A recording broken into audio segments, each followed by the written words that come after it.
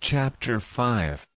I was not sorry to say goodbye to my brother and his soldier friends, although I was sad to say goodbye to the princess. Should I tell her the truth? Was I wrong to pretend to be the king? I did not know. "Rudolph, be careful, won't you?" the princess said. "Be careful of what?" I asked. "I can't say." "But think what your life means to the people of Ruritania," she said. I remembered what Rose had said about my brother Robert back in England. He realizes his position in society brings with it responsibilities. I had always wanted to have a quiet life, but I suddenly realized how many responsibilities I now had here in Ruritania. How on earth had I gotten myself into such a situation? Over the next few weeks, I am pleased to say that no one seemed to notice I was not the real king of Ruritania. Because I looked so like the king, it was much easier for me to pretend to be him than to pretend to be my neighbor at home, for example. I learned a lot about how a country is run, but I made mistakes, sometimes big ones. I became very good at pretending I had forgotten rules or people that I had met, and I hoped my growing popularity with the people of Ruritania would help them to forgive my occasional bad decisions. One day, Sap came into my room. "Here's a letter for you," he said. "From the writing, I think it's from a woman. I also have some important news." "What is it?" I asked. "We now know that the king's at the castle of Zenda," he said. "How do you know this?" We asked where the rest of the 6 men were, and found out that they are all there at the castle. Lauengram, Krafstein and young Rupert Hensai, the 3 biggest criminals in Ruritania. "Do you think the king's definitely there?" I asked. "Almost certainly. The 3 men are always at the castle, and people say the drawbridge is nearly always kept up. That is not normal. No one goes into the building without the permission of Rupert or Michael." "Then I must go to Zenda," I said. "That wouldn't be a good idea. If not today, then soon. I must go there." "You'll probably stay there forever if you do," said Sapt. I was silent and I could see that Sapt was studying my face. "What's worrying you, Rasendil?" he asked. "Tell me, Sapt, why is it that wherever I go in the capital, I'm followed by 6 people?" "Because I've ordered them to follow you." "But why?" "It would be very useful for Michael if you disappeared." "And if you disappear, the game's over." "I don't need such help," I protested. "I can look after myself. De Gutet, Bursanen and Detrud are on Strelsai, and any one of them could catch you easily," he said, as if I were a child. "So, what's that letter?" said Sapt, pointing at the one he had given me. I opened it and read it aloud. "If the king wants to know something important, please do what I ask. At the end of New Avenue, there is a house and a large garden. There is a wall around the garden with a gate at the back. At midnight tonight, go through the gate where you will see a statue of a horse, turn right and walk 20 meters. There you will find 6 steps up to a summer house. Go into the summer house and someone will tell you something very important about your life. But you must be alone. If you do not come, your life will be in danger. I am a loyal friend to you. Do not show this letter to anyone, or it will put a woman in great danger. Michael will punish me." "Yes, and Michael can also write a very good letter," said Sapt. I thought the same. Surely Michael had written this letter to trap me. I was about to throw the letter in the bin, when I saw that there was more writing on the other side. "If you do not believe me, ask Colonel Sapt." "What?"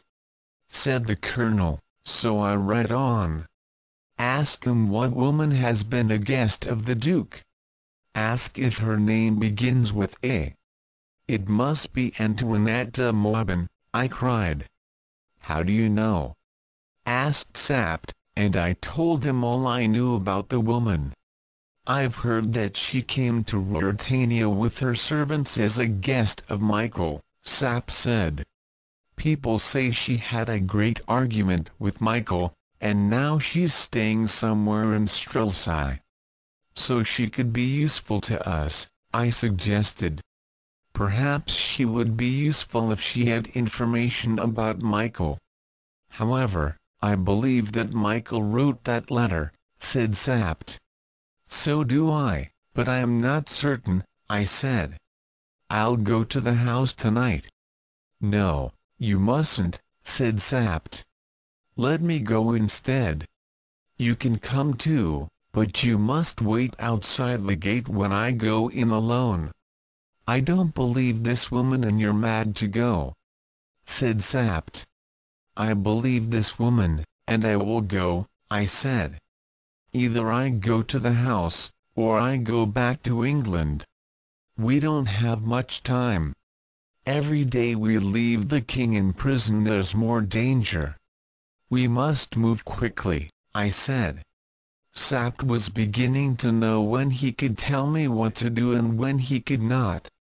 So reluctantly he agreed with me. At 11:30 that night, we got on our horses and soon arrived outside the gate to the house, carrying our guns. It was a very dark night. "I'll wait for you here, outside the gate," said Sapt. "Good luck." I opened the gate and I found myself in a leafy garden. I saw the statue of the horse and walked across the garden with the gun in my hand. I followed the directions given in the letter and, although it was dark, I soon arrived at the summer house. When I went inside, I heard a woman's voice. "Shut the door," the woman whispered. I did as she asked and then looked around the room, which was lit by a small candle. It was almost empty except for a small iron table and 2 chairs. In the soft light, I could just see Antoinette in front of me and her servant behind. "We have little time," Antoinette said. "Listen. I know who you are and I know you're not the king. You're Mr. Rassendyll. I wrote that letter to you at the Duke's orders. In 20 minutes, 3 men will be here to kill you. Or I'll kill them. I suppose they're 3 of the Duke's 6 men? Yes, you must leave here before they arrive, so listen carefully. The plan is to kill you and to take your body into the old town. It'll be found and Michael will arrest Colonel Sapt and Captain Fritz von Tarlenheim for murdering you. Then a messenger will be sent to Zenda and the real king will be murdered too. The Duke will then become king. Do you understand?" "Oh, yes, I understand. It's a clever plan. But why are you helping me? I don't like to see people being killed. Now go. But remember, you're never safe in the city. You have guards following you, don't you? Well, Michael's men are following them. If you're alone, then you'll die. Now go quietly this way past the summer house for about 100 meters. There you'll find a ladder against the wall. Climb it and run as fast as you can." "And what will you do?" "I also have a game to play. I'll tell the Duke's men that you never came. If the Duke doesn't find out what I've done, we may meet again." "Thank you. You've helped the king tonight," I said. "But before I go, Tell me something. Do you know where he is in the castle? Yes, I do know. Inside the castle there's a door on the right, and behind that. But listen. They're here. It's too late for you to escape. I looked through a gap in the summer house door and saw 3 men standing outside. Then I heard a voice, which spoke in English. Are you in there, Mr. Rassendyll? I did not answer. We want to make you an offer, the voice said.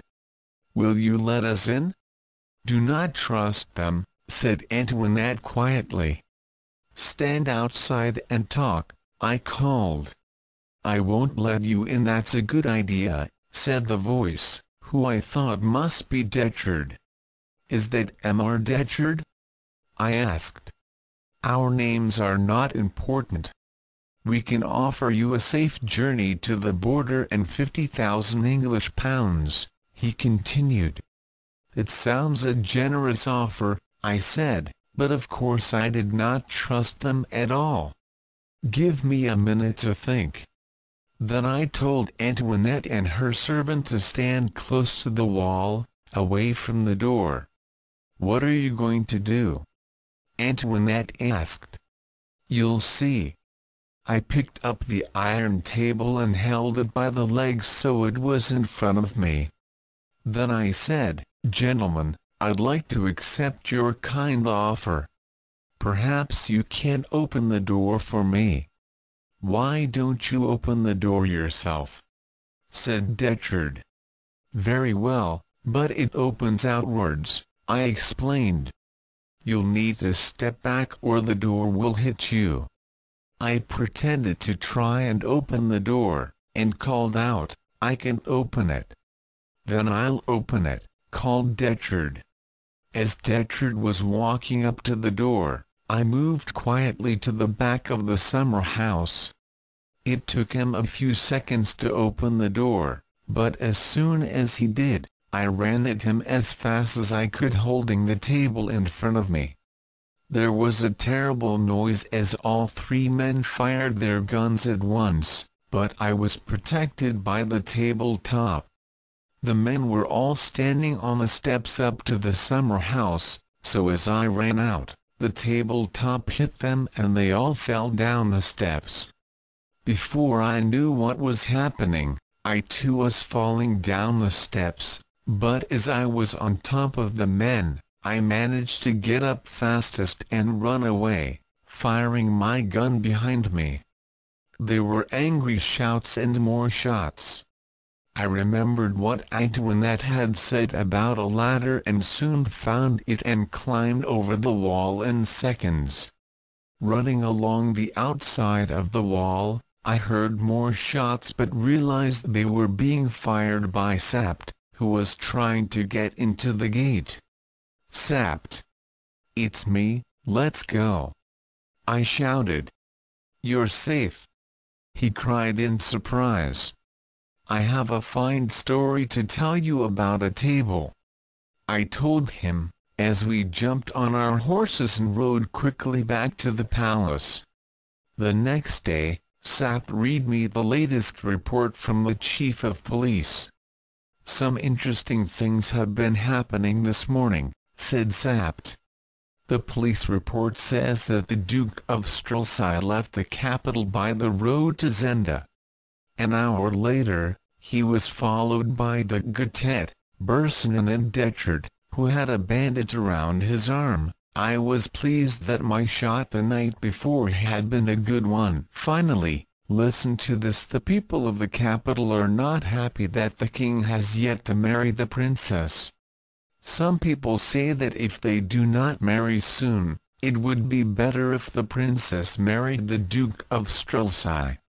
However, the king is having a ball tonight for the princess. I don't know anything about a ball, I said. Oh, it has all been prepared, said Fritz, by me. Listen, said Sapt. You must ask the princess to marry you tonight. I could do that, I said. It wouldn't be fair to the princess. That evening, The ball was a great success. After we had eaten, I sat with the princess and some of my other guests in a small room by the palace gardens. The servants brought us coffee and we had time to talk. "You've been king for a few weeks now," said the princess. "Everyone says you've done a very good job. I'm very pleased for you. You know, someone once said to me, a person who has a position in society has responsibilities. Recently I've realized how true this is." "Haven't you always thought that?" asked the princess. "No, when I was younger, I didn't think I needed to worry about society. I thought that was someone else's job." The princess looked very surprised. "But you always knew that you would become king. How could you think that was someone else's job?" Once again, I had made a mistake in what I said. But suddenly, instead of saying something to cover up my mistake, I wanted to tell the princess the truth. She was kind and clever and she was going to marry the king. She should know what had happened to her future husband, and she should know all about my game. I decided I had to tell her everything. "Flavia," I said quietly, so none of the other guests could hear, "there's something you should know." I'm not really, but I never finished the words I wanted to say because at that moment, we heard footsteps in the garden outside the room. I looked up and jumped with fright, because a face suddenly appeared at the French window. I relaxed when I saw that the person looking in on us was Sapt. "I apologize, but there's someone who wants to see you, sir," he said to me, but I could tell from his eyes that he was angry. How long had he been listening to my conversation with the princess? Had he heard that I was about to tell her the truth about who I really was? We returned to the ball where the princess went quickly away with her servants and I was welcomed by other important people at the ball. I realized then that my game had gone too far to go back. I could not tell anyone who I really was or they would think I was mad. Sapt had stopped me from saying too much to the princess, and Sapt's plan really was working. The next morning, Sapt and I sat in my room thinking about what to do next. "Do you realize," I said, "that everyone really thinks I'm the king, even the princess? I could even arrange for the duke and the real king to be killed." "This is all true," said Sapt. "So will you do such a thing?" "Of course not. I shouldn't be here, pretending to be anything. It isn't fair for the people of Ruritania and it isn't fair for the princess, either." "We can wait any longer," I said. "We must go to Zenda and rescue the king." "You're a good man," said Sapt. First, however, I needed to see Princess Flavia again. If I could not tell her the truth, I could at least warn her that the situation in Ruritania was not as good as she believed it to be. I visited her in her palace later that day, and she asked her servants to bring me some coffee. Then she told me that she had received 2 letters. One was from Michael, who had invited her to visit Zenda. Then she showed me the other letter. "I don't know who this one's from," she said. I immediately knew who it was from. The writing was the same as the letter I had received. It was from Antoinette de Maubin and it read, "You do not know me, but I do not want you to fall into the power of the Duke. Do not accept any invitation from him and do not go anywhere without many guards. Show this letter, if you can, to the leader of Ruritania." "Why does it say the leader and not the king?" she asked. "You must do as the letter says," I said, not answering her question. "I'll order guards to watch you." "Do you know who sent this?" she asked. "A friend of mine. Today you must say you're ill so you can't go to Zenda. So you don't mind making Michael angry?" she asked. "I don't mind anything if you're safe," I said. I had an idea about who would be the best guard for Princess Flavia, and I immediately visited Marshal Strakensch, who I knew I could trust. I asked him to guard the princess and not to allow any of the Duke's men to visit her. I told him I was worried about the Duke's ambitions, and he did not look surprised. "I'm leaving Strelsau for a few days," I told him. "Every evening, I'll send you a message. If you don't get a message for 3 days, you have the authority to say that you are now the head of Strelsau. You must then ask the Duke to allow you to see the king. If he doesn't allow you to see the king in 24 hours, you must say that the king's dead. Then you must tell the people of Ruritania who their new ruler will be." "You do know who that will be?" "Princess Flavia, of course," he answered.